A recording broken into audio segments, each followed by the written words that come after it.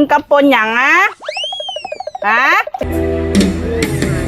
อมกบใส่ผักใส่อมปลาไหลใส่ผักใส่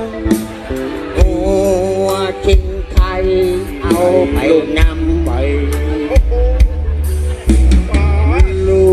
วงผักใส่ชิ้นกระปุน กินกับปนอย่างนะฮะจะกินกับปนอย่างนะน้ำไหนจะได้กินเจ๊แต่ไหนกินกบน่ะ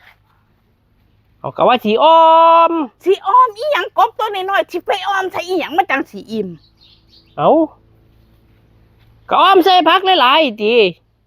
โอ้ยอ้อมใส่ผักหลายๆตอนกบบ่มีที่มีอ้อมใส่ผักหลายๆมันบ่อิ่มหรอกเอามาสิปน สิป่น สิปนน่ะตัวมันจะสีอิ่มปนจำเอา เอา สิมาเอาอีหยัง คอยไปเก็บ หัวขอกหัวคาหัวสิไข่แล้วเพราะว่าคอยสิออม เอาไว้แต่เฮ็ดแนวอื่นเอามาสิเอาไปปนอยู่ไสกบน่ะ กบก็อยู่ในครัวแล้วครัวไว้เลยบ่ทันได้เฮ็ดอยู่ ต้มปนมันสิแซ่บมันสิอิ่ม ตกลงสิป่น ปนโอ้กบตัวเดียวสิมาออกมันมาสิอิ่มอีหยัง พักใส่ดิ บ่ต้องใส่เอาไว้แต่แจ่ว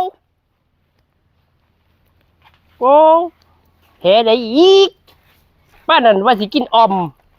เลยสิได้กินป่น